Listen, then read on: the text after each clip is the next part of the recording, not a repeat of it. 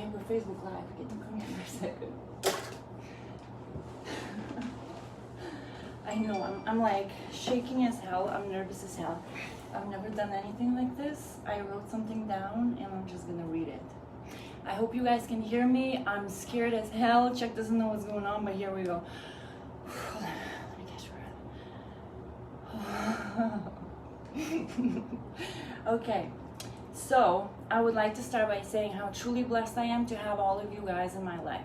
My followers, my fans, my haters. I'm truly grateful for the dream I'm living, and you guys have helped me do that. But all of that wouldn't be possible if it wasn't for one man. That man is Chuck Coleman. I never had a voice. You helped me find it. I never saw my value. You showed me my value. I have been a drug addict, a junkie, as others called it. I've been locked up and had my share of trouble with the law. My existence became meaningless and my mind and thoughts went dormant. Self-destruction became a regular, everyday thing. My motherly duties went out the window as I sank deeper and deeper into an opioid prison. I allowed my child to drop out of school and gave up on everything after my mother was killed in a plane crash. I woke up every morning wanting to die. I lost everything. And then something remarkable happened. I met you. Because of you, I gained a voice and hope and a safe haven. Because of you, I now see light again. You gave me inspiration and determination to reverse my nightmare and a vicious cycle I was in. Because of you, I found empathy again. You made me more compassionate, patient, and understanding. You have stuck by me through the years, and I know how very stressful that was. I'm glad I have you for the rest of my life as a best friend, lover, and fellow adventurer. Thank you for constantly supporting me, forgiving me, loving me, making me laugh, and challenging me to be a better person. And I'm so sorry for calling you a silent snake and an asshole when I get mad. I love you so much. And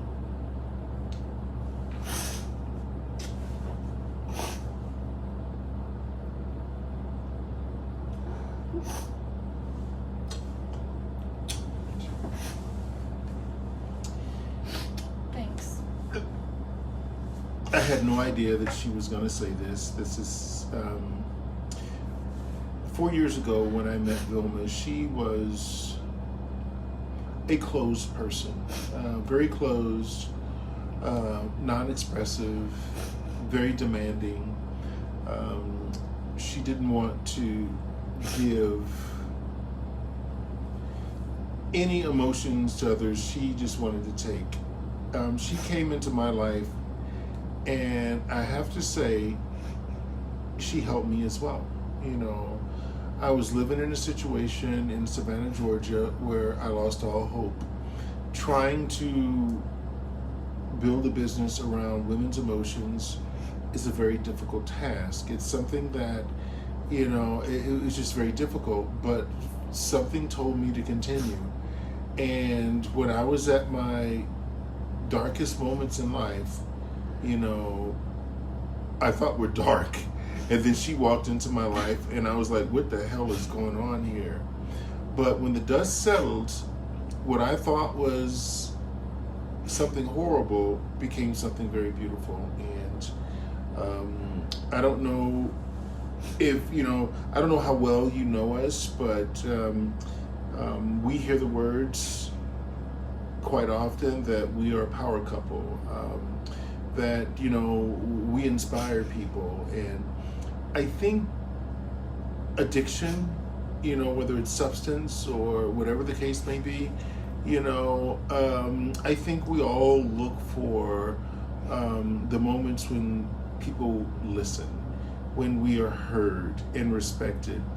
And I've watched Vilma and her son form a beautiful relationship over the 4 years that we've been together. And I also, you know, see a lot of happiness as well. a lot of people will see Vilma post a lot of images on, and if you don't understand her background, you probably will think that she's, conceited, arrogant, or stuck on herself. But it's actually therapy for her. When you are attractive and you come from the world that she does, people come to you and they use you for the wrong reasons. They don't look at you as a human being. They look at you, women like Vilma, and I'm pretty sure a lot of beautiful women out there that can relate.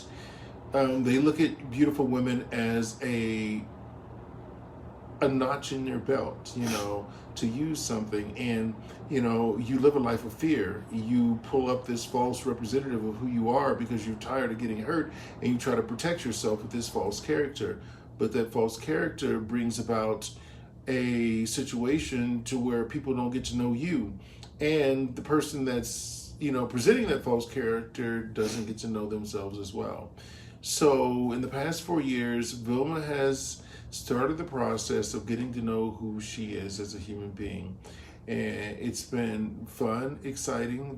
Scary. There's been some challenges. It's not scary because it was scary for me to be vulnerable in the beginning. It was very scary to open up and to feel the things that I haven't felt in a very, very long time. I was frozen in time. I was using opioids for almost 20 years.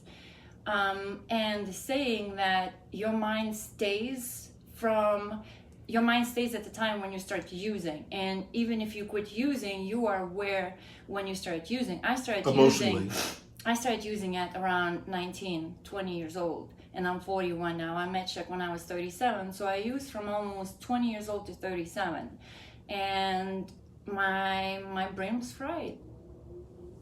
It's still recovering. And speech is nothing more than a translation of an emotion. All of us go through times where, people say things that offend us. But, if you really take a look at why people try to hurt, it's because they hurt themselves. They have pain inside. And if you learn to ignore that pain, that they're really not trying to hurt you, all they're trying to do is, fix themselves and bring themselves to a point to where they can actually function in the world. Once you understand that, they're not really trying to hurt you. They're just trying to fix themselves. And if you learn to ignore that, it becomes tolerable. So, thank you guys for staying with us. If you have any questions, send us a private message. And I'm sorry for putting you through hell, and thank you so much for staying there. I'll let her believe that she put me through hell. She hasn't, but if she wants to, God, if she wants to believe that and treat me better because she thinks she has, go ahead and do it. Okay. Go ahead. All right, guys, you guys take care. And I got really blindsided on this one. Bye. Bye, guys.